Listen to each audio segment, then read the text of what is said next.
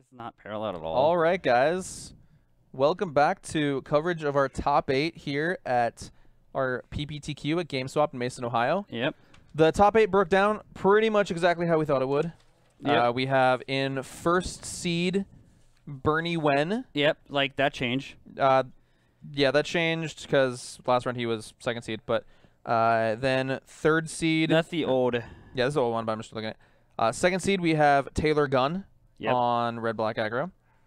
And then third seed is, I believe, Mitchell Day. Do we not have old standings? I don't have the current standings. That's the. I'll go be right. Okay. I'll be right He's back. I know who everyone is. We just don't remember exact location.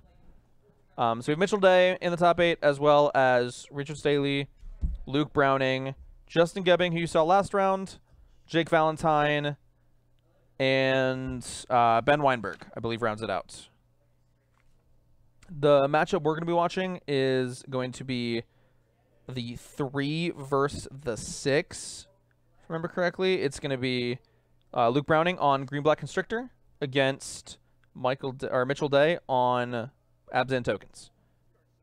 So we're pretty excited to watch that. Okay. So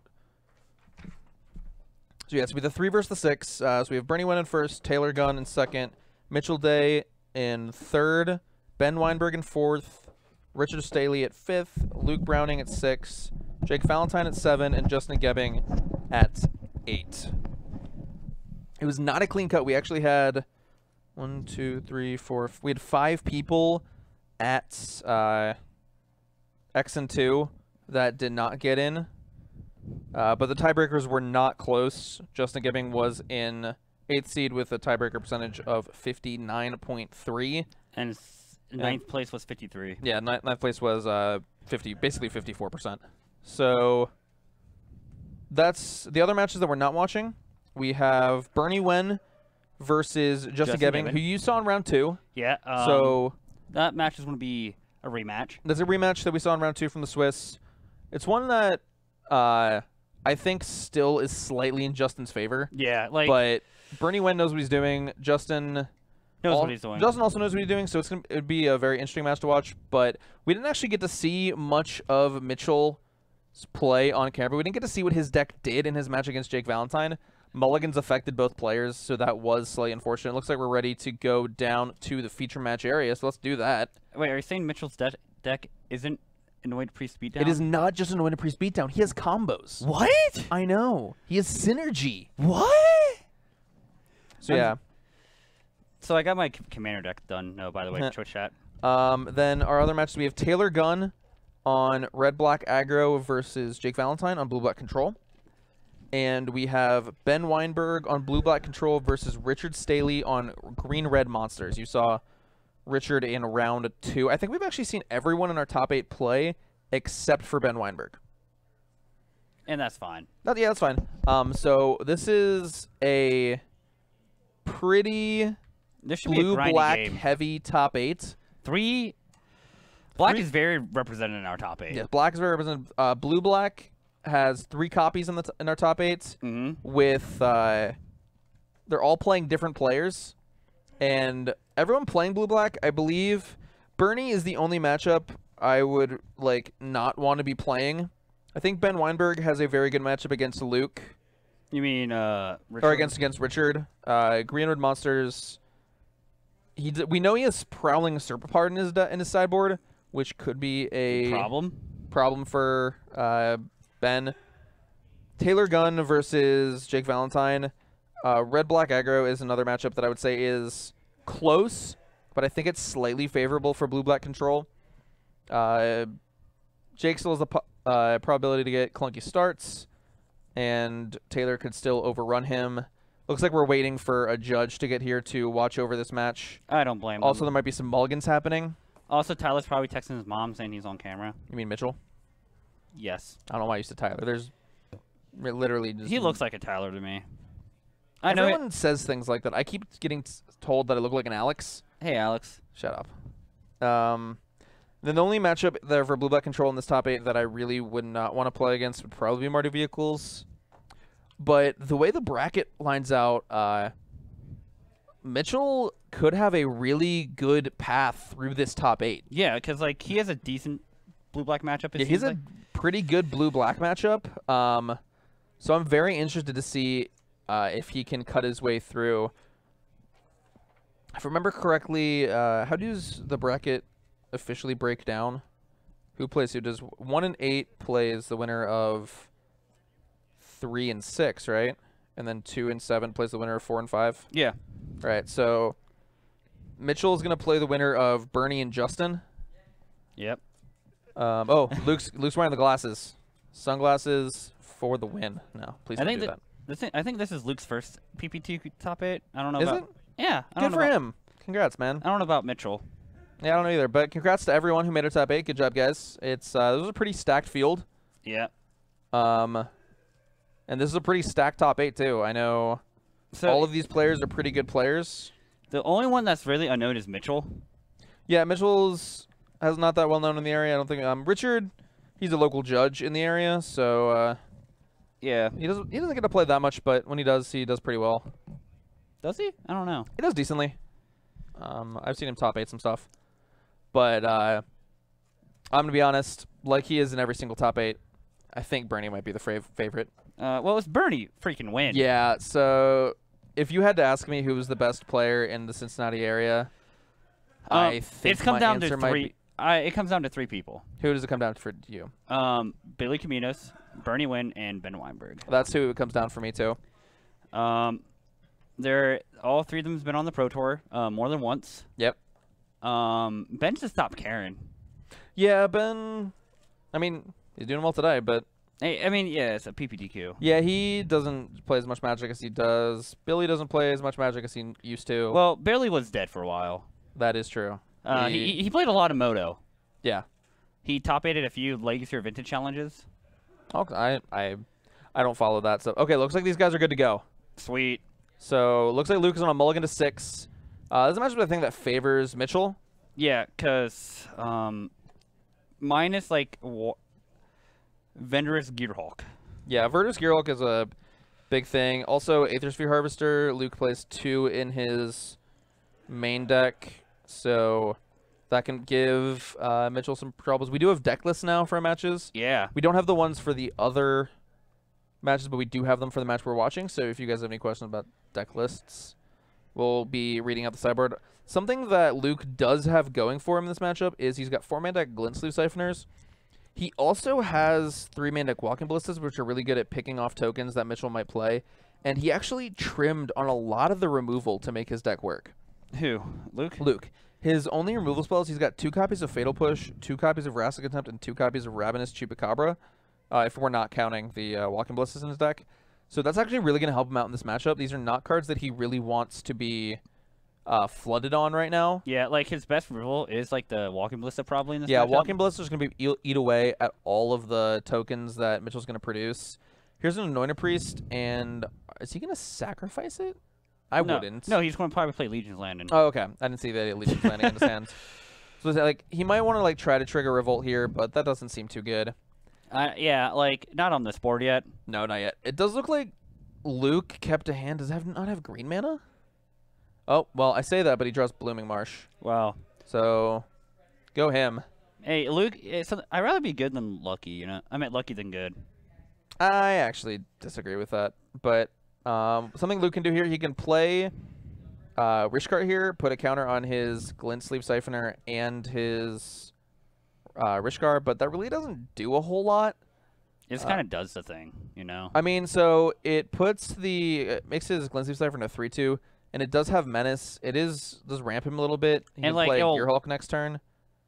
But it does not enable any attacks. So, one thing, if he does decide to swing with... It's kind of risky. If he swings with Glint Sleeve, it'll allow him to draw an extra card next turn. No, because Mitchell can double block. Yeah, like and then he would just basically trade. Yeah. If he attacks and Mitchell for some reason doesn't double block. I 100% think Mitchell double blocks. Oh, I do too. Mitchell has another really good card in his hand for this matchup. It's Fumigate. How many Fumigates does he have in main deck? He has... I guess it would be 3? I want to 4. It's 4. He's packing Okay. 4. He was ready for this matchup, although that is going to make his blue-black matchup That's a a little thematic worse. compass. No, that's a treasure map. Treasure map. I can't tell. Treasure map is very good. Nope, there's a Constrictor. So we can play Constrictor into Walking Ballista here. We could also play Constrictor into Merfolk, Branch Walker. I like playing into Ballista here because that enables an attack with the Glint-Sleeve Siphoner. Yeah, but I think next turn, what's going to happen is he's just going to sack something to stockpile to scry, because I don't think the Ballista can kill the Annoyed Priest and the token.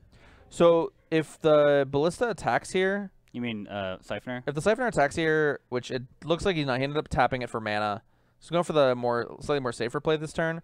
But I like playing the Ballista here. That enables you to attack with the 3/2 Glint-Sleeve Siphoner. Yeah. If he wants to double block, you can ping off the Vampire token, and then you can eat the Anointed Procession, or the Anointed Priest. Yeah, so, but, like, not attacking here or dealing with the tokens is going to allow Mitchell here to probably search up. Yeah. Also, this line plays into Fumigate slightly more. Yeah. Yeah. Which I think we're going to see fired off here. And, like, then he's going to get a stockpile trigger. He's going to get a stockpile trigger because his creatures are leaving. Also, that basically double strip mines Luke. Yeah. Because he's missed his 4th and 5th land drop. And then he's going to gain a 1/1 servo. Yeah, he gets a 1/1 servo at the end of the turn. He's going to gain 6 life. What? Oh, because of the creatures dying, yeah. So all Mitchell really needs to find here is a copy of Anointed Procession. He has his engine online. He's going to be able to scry with this treasure map. He also has a Vraska in his hand. So if he draws a green source, we could see that this turn. If he doesn't, then we can see it in 2 turns with a flip treasure map making treasures. Yeah.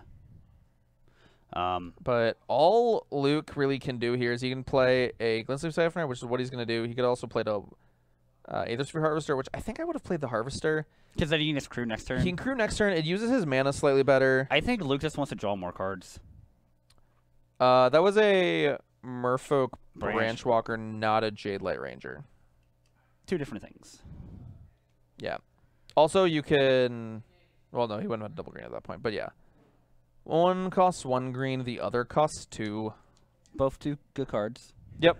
Both are good cards. One literally just the other's big brother. Yeah, I or think... sister. I don't know. Branch Walker's a female. Okay. Oh, Renegade map. So yeah, Renegade map's going to be good here. It's going to give him a Revolt trigger next turn. Yeah. I mean, he can still Revolt, do that. He could stockpile right now. Swing, stockpile. That really doesn't... He's going to swing. He's 100% going to swing. Yeah, he might stockpile. I expect him to stockpile just because... Have more information. It lets you scry. It lets you... you get a new servo, which is untapped. I mean, that's pretty irrelevant right now. It's all, like, there's no chance in Luke blocks ever. Yeah. There. So it's like a free attack. Yeah. It's free 1 point of damage, which can up, especially when you're playing a bunch of pingers or a bunch of 1/1s. And Luke still can't find land number 4. He doesn't need it. Actually, he does. He does need it. I know. He can still at a point where he can only play 1 spell a turn, which is really unfortunate. Yeah, these these mid-range decks really thrive on because typically these decks don't have a cohesive game plan. They just play really good cards. So Correct. the fact when you can double spell with these kind of mid-range decks, allows you to play 2 good cards in 1 turn.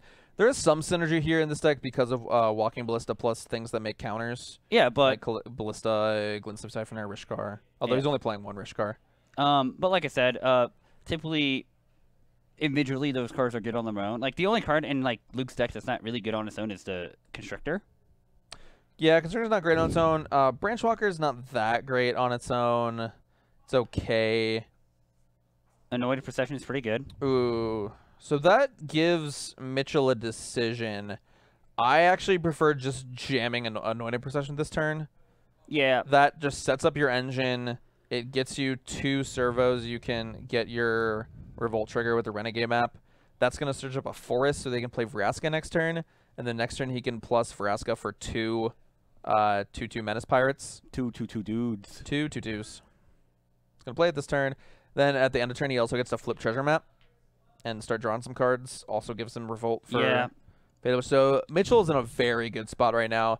He has his entire engine unlocked right now, and I really Even don't have see Chef at him. Dunes. Even as Chef at Dunes to start, like once he decides he needs to push for lethal. Like if he's able to find a second stockpile, he doesn't even need the second stockpile. he doesn't. He's just gonna jam Vraska next turn, and that's just.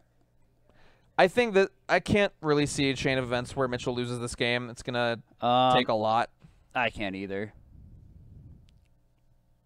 Because enchantments are. But who knows? Enchantments are pretty hard to interact with, anyways. Do you see any cards that could help him out? So Luke does not have any ways to deal with enchantments in the main deck. In his sideboard, he has 2 copies of Thrashing Brontodon and 1 copy of Naturalize. He also has 3 copies of Kitesail Freebooter. All right, which can get it before they come down. Yep. Actually, expect a lot of. Oh, he also has a copy of Vraska Relic Seeker. So I actually expect a lot of Luke's sideboard to come in here. So one thing I just noticed in Mitchell's sideboard. Yeah. He has a Rebel in Riches. What? What? Because the treasures are tokens, so they. Yeah. I honestly think it comes in this matchup. Oh Yeah. dear God, I want to see a Revel in Riches win now. That would make me so happy. I shouldn't have said that, should have I? You should 100% should have. So Luke just still has not found another land. And so here we're going to flip the treasure map, get 6 treasures. So that basically means Mitchell can draw an extra card for the next 6 turns. And yeah, that's going to be real good here. It's not like he's going to need it. Like, he honestly just doesn't need another card for the rest of the game. He's just going to play this Vraska. He can net a servo every turn, at least. Yeah, I think, like, he just played to the board with what what Mitchell has on the board right now. That's good enough. Yeah. So he's going to play the Vraska. Honestly, I would probably -3, kill the Aether's Free Harvester, get 2 treasures. Then you can also do your Fatal Push for the turn, so you can sack a treasure, kill one of the Siphoners. That enables your Revolt for the turn, so you don't need to worry about that. Also just, like, gets rid of the most of Luke's permanents. And most of the time in Standard, the deck with the most permanents tends to win. You don't say. Yeah, in Standard. I Yeah. don't want to get weird about any other formats. So, looks like he decided to minus on a Glint Sleeve Siphoner. I'm interested to see what he plans to do this Fatal Push here, because he can. I mean, he can push that because he had Revolt because of that. I think I would have just done it the other way. It really doesn't matter. No, it doesn't. It's possible we see Luke scoop it up here. They don't have to worry about time or anything. This is top 8. These are untimed rounds. Oh, he even gets to flip the Legion's Landing. Oh, baby. Tap that to make 2 dudes. I hate calling these things, but this game's over. So I think even if Luke is stacked to first 5 cards of his deck, I don't think he wins. No. Looking at his deck list, there's not really any way he would do that. But yeah, Glint Siphoners don't do it. Constrictors don't do it. So he could go. Chupacabra doesn't do it. He could go Spirit Guide. Okay, stop right there. We're gonna talk about realistic scenarios. So nothing. Yeah, basically. 8th rep. Oh, we found the 4th land, guys. Oh, we're doing it. We're gonna get there. Contempt. Yeah, we can answer the Vraska. I mean, I think he has to, but he's still just gonna die to all this stuff. I mean, honestly, I am the witness. I probably would have scooped at this point too, but this is top 8. There's no penalty to really playing this out. He wants to get information. He can get some information, although, honestly, if I'm Mitchell, I would not play another card for the rest of this game. I mean, so Mitchell does have lethal on board. Does he? He has Hello Treasure. That's true, yeah. He can just activate both Chef at Dunes this turn. I think he may do that. Nothing can get him out of this. Like, I'm looking at his deck list right now. He does not have a single card that can get him out of this spot. But also, it's Luke's. We believe it's Luke's first PPTQ top 8. So maybe he just wants to enjoy it. Enjoy the limelight. Yeah, it is his first. Okay. Oh! Oh, it's his first PPTQ in general. Well, good job, Luke. Just stop now. You're 100%. 1 for 1. That's all you need. Yeah. So what's going to happen, like, I'm going to qualify for exactly one Pro Tour, just top 8, and then never go to another one, even though it'll be queued. Yeah. That's not actually going to happen. Wait, why isn't Luke killing him? It's possible Mitchell doesn't see the Line I'm talking about? line with sacking all the treasures. He doesn't. It doesn't really matter. It takes a couple extra turns, but Takes one more turn. Yeah. That's another turn of magic, man. Why are you doing this, man? Just kill him. Yeah. Oh, we can play an 8-8 here. No, we can't. We don't have, do we have an extra energy? Yeah. No, we, I mean, it says so on the corner. But they don't have it on the screen. Yeah. I don't know.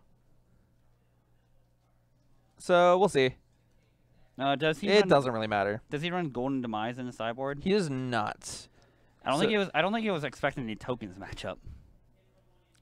Yeah, his deck's just kind of bad against tokens in general. Yeah, Luke's sideboard. Oh my god, what are we doing here? Playing a Blistering Hydra. Bristling Hydra. Cool, you're still dead. 200% dead. Mitchell's like, why are you doing this? I mean, Luke's also just wanted to play it out. Yeah. Gonna do that. Looks like we're gonna make a guy here. Or sorry, make 2 guys. Does he have 2 Legions landing? No, he just tapped a lot of mana. Oh, yeah. Because why not? Oh, so yeah. Okay, Luke's packing it up. So he played like me there for a second. Yeah. I see.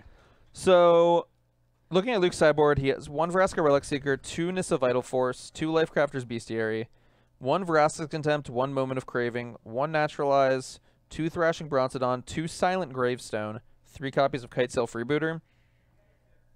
If I am Luke right now, I would probably be shaving on my Ravenous Chupacabras, my Fatal Pushes, probably even my Vraska's Contempts, and probably the 1 copy of Blossoming Defense that I have. Take out those 7 cards.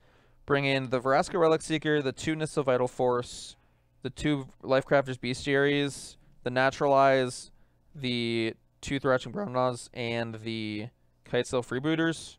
So maybe we're not bringing in the Vital Force, because that's a lot of cards. Those 11 cards I just read off. We don't need that much. So for grind. Mitchell, I can see Angels and Sanctions coming in. Yes, that card's very Carousel. good. Wait, what? Regal, the cat. Regal Caracal? Yeah, Regal, the cat. Revel and Riches. Yeah, I really want to see that. Like that actually, this seems like the matchup where he'd want it in. No, Jake was playing Taylor Gunn. So did Jake lose? All right, so we have our first top 8 update for you guys. Taylor Gunn on Red Black Aggro takes his match 2-0, 2-1. I don't know. He wins over Jake Valentine on Blue Black Control. So the Control Menace, one down, 2 to go. Even though I'm actually kind of rooting for Control.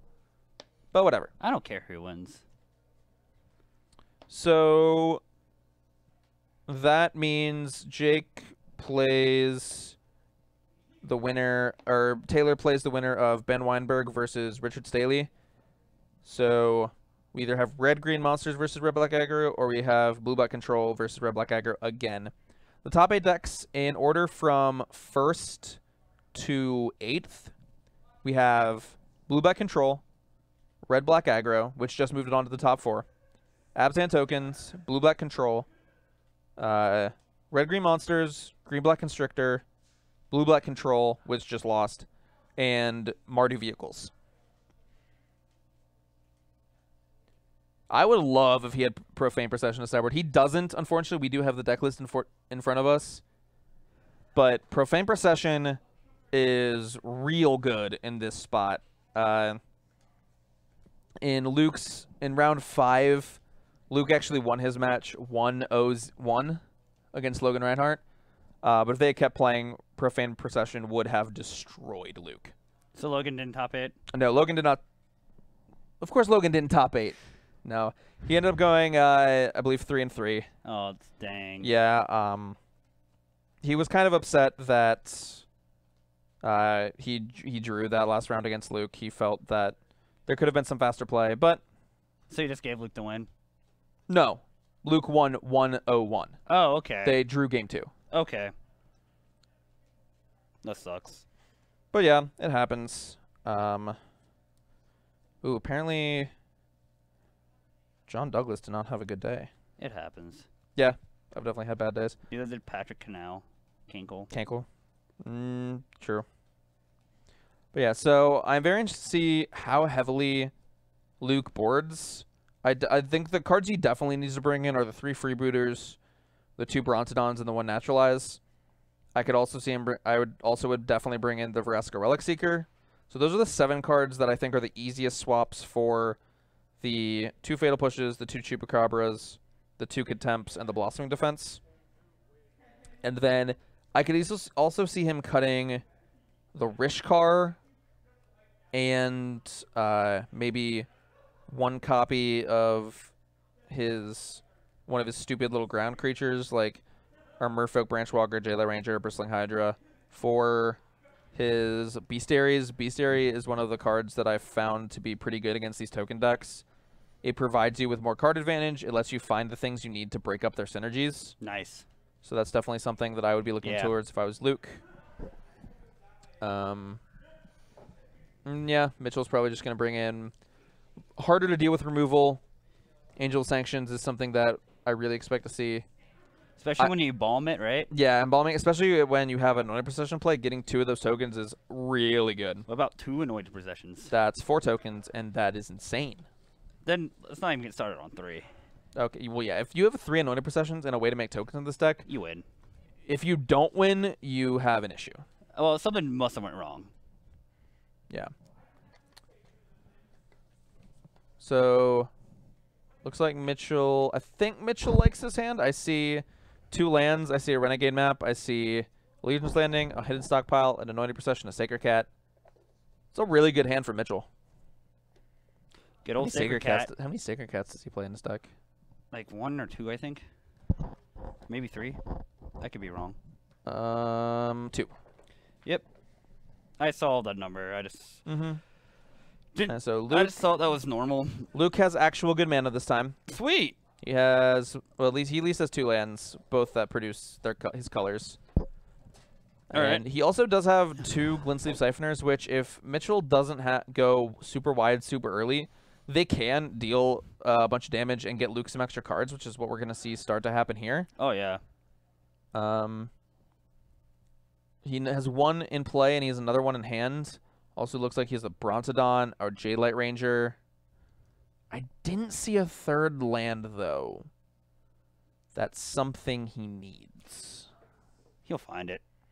Yeah, but honestly, this is almost close to the dream start for Mitchell. Turn 1 map, turn 2 stockpile, get a token. He's an Ixalan's Binding in his hand. He can play Procession on 4. He can next turn play Cat, Legion's Landing, and then also leave up an activation of Hidden Stockpile if he wants to. Also, Luke has a Dino. Yeah, the Brontodon, but I don't think he has a 3rd land. He doesn't. That's unfortunate, though. He's going to rely on these Glintsleeve Siphoners to find him the Oh. 3rd land. Yeah, well, I said he had good mana. I meant color-wise. Like, last turn, he was missing black for a while.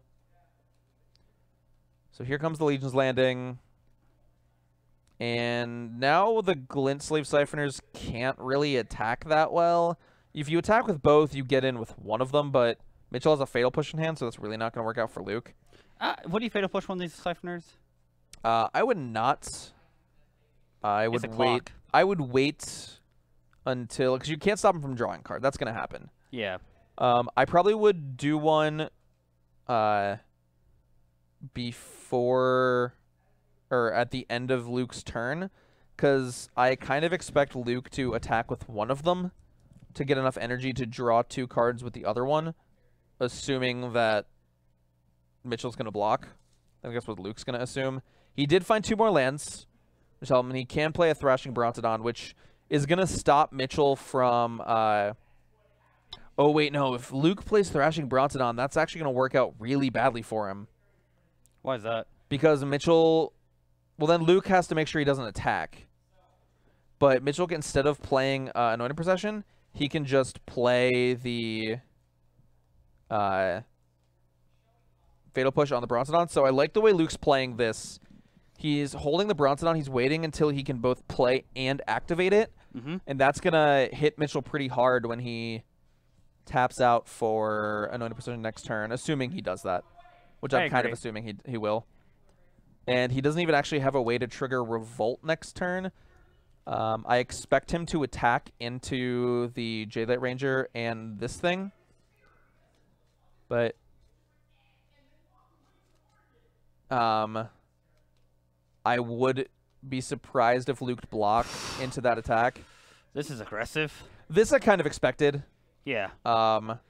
Is Mitchell just if you're going to attack with one, you might as well attack with both. Is Mitchell just going to take it all? Yeah. Is he taking it? I guess he really wants to flip the 117 life for Mitchell. Yeah, no, he's at 17. I guess he really wants to flip this. He's thinking about it. Legion Landing. Yes, he does have Bronzodon in hand, but he chose not to play it because he didn't want to expose it to Fatal Push. Smart play by Luke. Smart play by Luke. And I think he's going to Mitchell's going to think about Fatal Push in this other Siphoner. Yeah, he double blocked one, right? Yeah. Yeah. I like this play. Get these Siphoners off table, because Siphoners are a pretty hard card for you to deal with. Menace against your 1/1s. Your kind of like way to transition into the late game is by chump blocking. Yeah. Okay. So we're gonna push the Jadelight Ranger here. I don't know how I don't like that. If your plan is to play Anointed Procession next turn, then I kind of like leaving the 4/3 there as kind of bait for Luke to attack into it. That way you would get 2 servos. Yeah. Now, if I'm Luke, I just slam the... So I am the witness. Like I said, the reason he didn't want to just slam the Bronzodon is because he did not want to expose it to a removal spell. He did not have mana to play it and activate it in the same turn. I would be surprised to see him do it right now. Or I wouldn't be surprised to see him do it right now, is what I meant to say. So do you get Stockfire or Possession? I think you have to get Procession. Mitchell has other ways to make tokens besides the hidden stockpile, and yeah, you can beat just a hidden stockpile, especially if Mitchell's plan is to chump block. He doesn't. If he chump blocks, he doesn't get tokens. Anointed Procession is really what's gonna like grind you out of value. Yeah, and really put this game out of the reach. So yeah, I think he has to just kill this now, otherwise it's gonna be a little bit too late. We'll see what Luke decides to do. He's thinking. Though. He is thinking. He's thinking hard, and that doesn't surprise me. First PPTQ, first top 8. Wants to make sure he does things right. Takes 2. No, you can tap that for green mana. You only have to take 1. Yep. And so here comes the dinosaur, and he doesn't have to activate it right now. He can wait until there's a token making effect from Taylor or from Mitchell. Yeah. But what do you draw? Another Anointed Procession. Yep. So I would just play the. I think I would 100% attack with this vampire here before doing anything. Why is that? So if you attack with this vampire, then Luke's going to block. Yep. I think because he's expecting you to oh, don't let this resolve, Luke. Because then he gets 2. Okay. No, you gave him an extra cat. These cats will kill you. Okay, I think. No, he's doing He's doing it in response. It'll be interesting to see how the players sequenced their, like, how they had a vocal exchange going on. It's very possible that Luke might have said, yeah, that resolves. It was like, oh, wait, I didn't understand the action. Yeah, apparently Luke said okay, but then he changed his mind, which there's probably going to be a judge call because, I mean, things like that happen. And, yep, judge calls what's happening. They're deciding what was a verbal designation of resolution. I think that was the most big words I've used in a sentence every day. Thank you. I'm not gonna. I don't know what those. Thank you, mean, but foreign characters. Thank you foreign characters. Yeah. Yeah, so they're talking to John Alexander, head judge John Alexander right now, figuring it out. Interesting to see what happens. But yeah, if I was Mitchell, looks like his plan was not to play the Anointed Procession. He wanted to play Anointed Priest and then Embalm Sacred Cat, which that makes sense.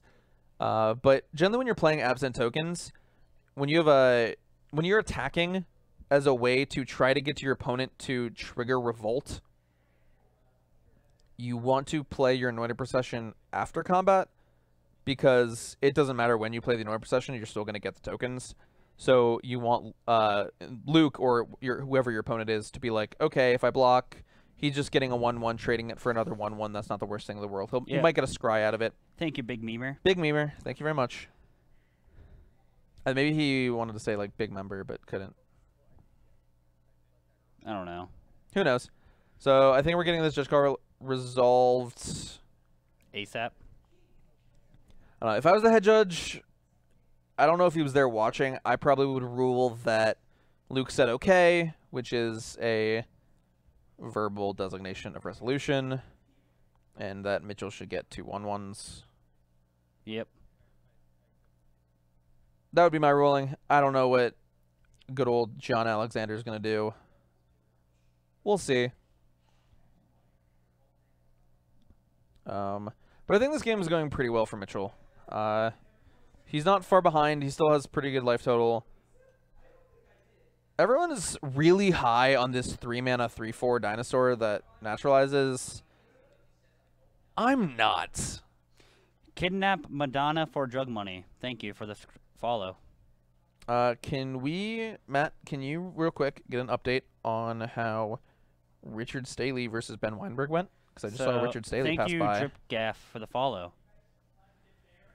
Man, I'm just getting all these names on point. You think? Yeah. So it seems like Mitchell only got 1 cat. Yeah, okay. I mean, that's fine. It's not a huge deal. But so, as I was saying, the Thrashing Brontodon, everyone's like all excited because, oh, it's like a card you can play that's also naturalized, but I don't want to pay 4 mana to destroy my opponent's enchantment, especially if they cost like... If it's 4 mana, then we just traded. And if it's like 2 or 3 mana, then I'm down mana. I'd rather just play Appetite for the Unnatural or Naturalize. Yeah. Or something like that. But something... it's all, but like the reason I think people like it is a 4/3, 3/4 or 4/3. Yeah, it's a 3/4. Yeah, it's like, less dead in the late game, but I don't know. It's just a body. It's a body, but when you're bringing it in, you want it to use its activated ability. So, I don't know. Seashell by Seashore. Thank you for the follow. Thank you very much. I guess that's where she sells seashells. Yep. So, let's see what Luke does here. This is Veracity Contempt. He has a Glint Sleeve, or not a Glint Sleeve Siphoner, a Winding Constrictor, a Walking Ballista, a Bristling Hydra, and I believe an Ifnir Deadlands. Okay. As his hand right now, yeah.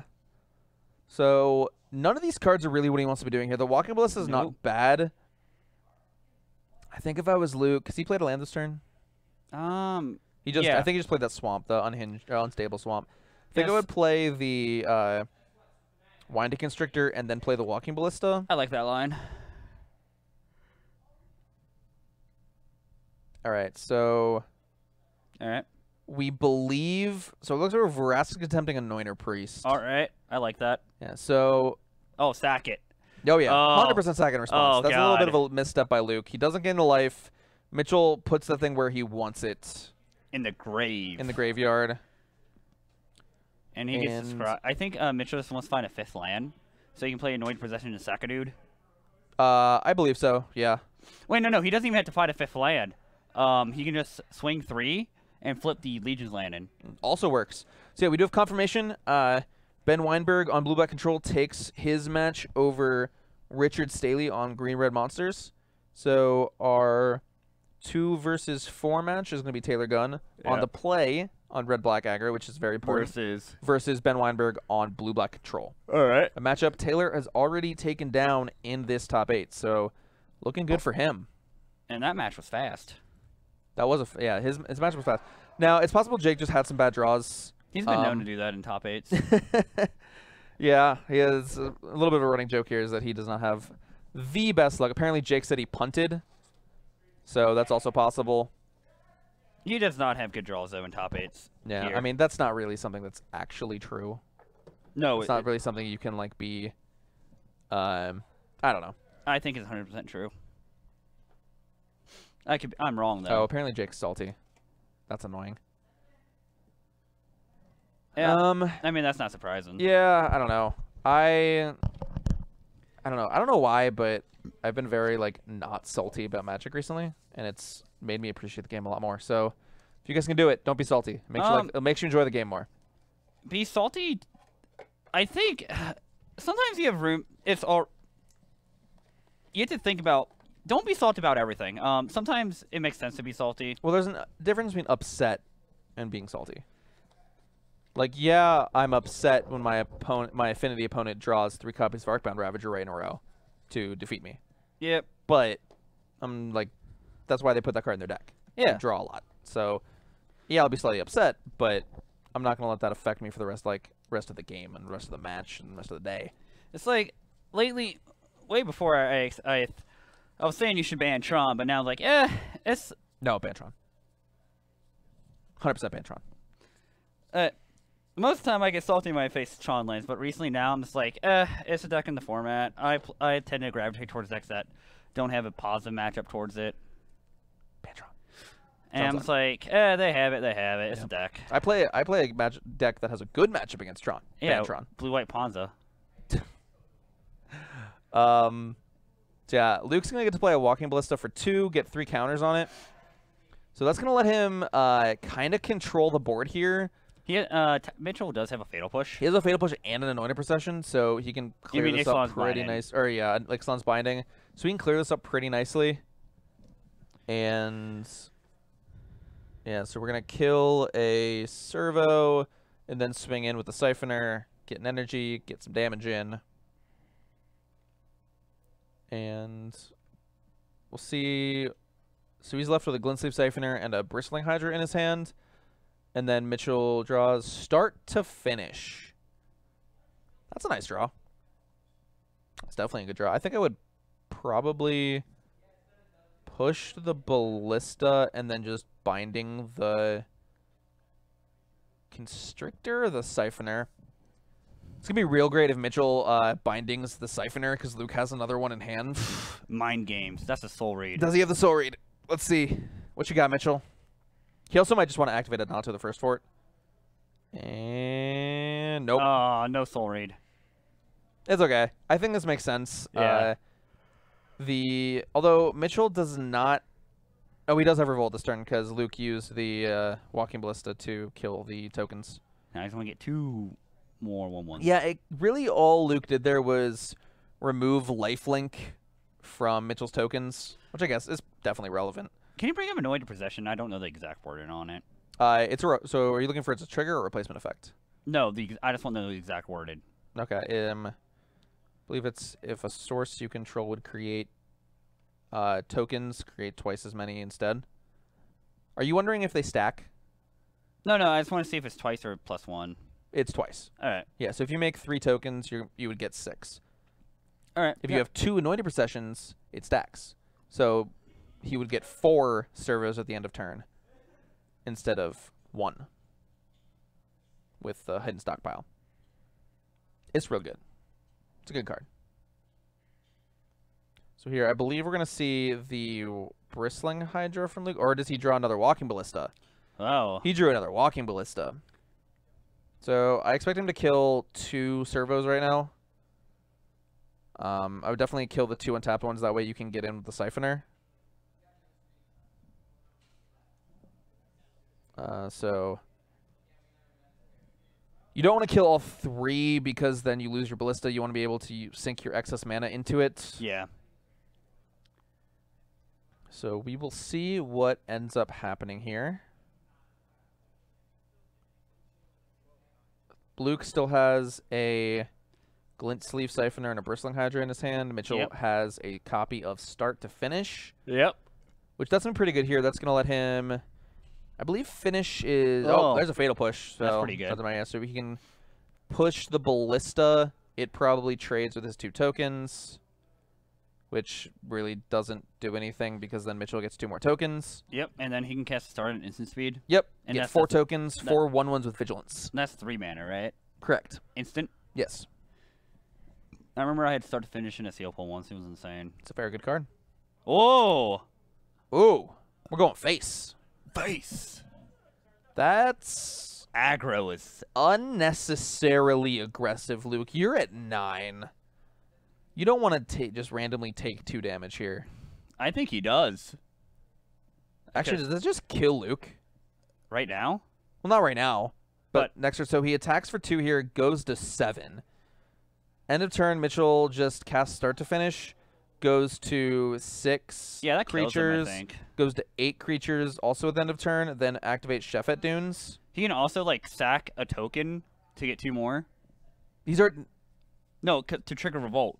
Oh, that's right, yeah. He does want to do that here. I realized, forgot he did not have Revolt this turn. He's looking up what Hashep Oasis does to make sure he's not going to randomly die to that, but I don't think he will. Luke does not have enough mana to activate both. Even if he did, it would not be enough damage to kill Mitchell. So I think Mitchell has this game. Yeah. Unless, like, Baron some weird stuff. Yeah. Matt, real quick, what's going on with the Justin Bernie match? Hey, Ben. They're going to game 3? Cool. So apparently Justin and Bernie are going to game 3. Congrats, Ben. Making... What? You lost? You lost? Yeah.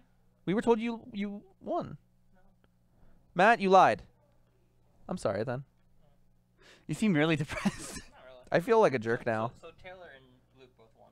Or Taylor and, sorry. Taylor and Richard both won, yeah. We knew Taylor won. Okay, so... We were wrong. Yeah. You guys might not get any blue-black on camera in the top 8. It's possible. That would be great. Nah. I want some diversity. It'd still be 4 different decks. Yeah, I know. Yeah. But yeah, no, that's kind of surprising. I thought blue-black had pretty good matchups across the board, except for the Abzan tokens deck. I mean, I'm all going to do 5 or 6 game 1. Yeah, that sucks. And then game 3, I just got double striked by Glorybringer. Ugh.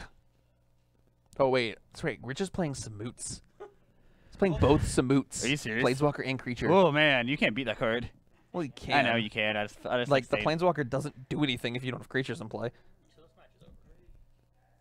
Yeah, it's pretty close. Yeah. Mitchell has... Apparently Justin won? Yes. Yeah. Apparently. Impact So, his wait, do we energy. have no blue-black control in top 8? In top 4. Oh, sorry, in top 4. Yeah. We had 3 in top 8, and then they all died. Yeah. Wow. So 1, 2, 3, 4. Yeah, no, Luke's not dead yet. He's not dead this turn, but it's pretty close. So we'll get confirmation to see if Justin actually won or not. Apparently, Matthew Neer's not 100% to be trusted. But Yeah. no. We're getting confirmation that he did win. So the winner of this match is going to play Mardu Vehicles. All right. I believe that's going to be Mitchell, and that's actually a pretty interesting matchup. I think we might put that on. All right, we will. Yeah, I really enjoy that matchup. Or we can put the green. Grand Monsters versus Red Aggro. Yeah, I kind of want to see Green Iron Monsters again. Personally. We'll figure it out. Actually, I kind of want to put some boots on camera. We're putting some news on camera. Yeah, we'll put some boots on camera. Plus, that matchup can go pretty long, or pretty short, so we might get Mardu Both. versus tokens on afterwards. I mean, there's still a chance that Mitchell loses this game. Luke's threats are kind of hard to block. I mean, it's possible. I agree. It's not likely, but it's not over till the fat lady sings. But so Mitchell going to gain 4 life. Gonna gain 4 life, and then he can also gain 8 by casting start, and also just get 4 1/1s. Yep. So yeah, this is not looking good for Luke. I think Luke's dead. Most likely, yeah. Especially with the Chef at Dunes activation. He has 4 blockers. There'll be 8 guys. He's just dead without it, but you still play it. Make sure your opponent's dead. Unless, Overkill. I mean, who knows? Maybe he drew Verdurous Gearhulk is the card in his hand. I don't think that changes anything. It does not. That actually just shows Mitchell, hey, you win. Yep. To think, if he Ixlong's Binding Glimpsey Siphoner, that would take 3. No, the soul read. He was probably still right to hit Winding Constrictor. Mitchell was like, yeah, I don't care. Yeah. Dude, come on. It doesn't Let's matter. end this game. You can have as many dice as you want. Yeah. I actually think Mitchell's a little bit sad that blue-black control kept losing, because that's a good matchup for him. I think Monsters is a little less good of a matchup. I think Marty Vehicles is definitely less good of a matchup. Marty Vehicles is going to be a close one for Mitchell. He has a hard time dealing with Fatal Heart of Kieran if he does not find a copy of Fatal Push, and also it might take him too long to set up to be able to withstand the super aggression of Toolcraft Exemplar, Scrap Heap Scrounger, and Heart of Kieran. I mean, yeah, Luke didn't know he was dead. This was Luke trying to build a board big enough, but with the addition of 4 1-1s, that's going to be enough to close out this game. Mitchell Day is going to Top 4. Top 4. He's going to So- take this match over Luke Browning, assuming he attacks with everything and activates his Chef at Dunes. I see season line. Hey, So must be the money. So we're gonna have at least one more match to show you. Because in a finals, depending if one person wants to win and the other person. I feel like I know. So let's look. Taylor will definitely want the win. Justin wants to win. Justin wants to win, and then Richard and Mitchell are. I'm not 100% sure about. I don't think Richard would. I feel like Richard probably would. But yeah, it's gonna be a match. We will be back soon. It shouldn't be too much longer. I gotta use the bathroom. You guys use the bathroom. I'm gonna go grab their deck lists, and Use we'll be it. back in just a few minutes, guys. Don't go anywhere. We'll be right back. I gotta use the bathroom.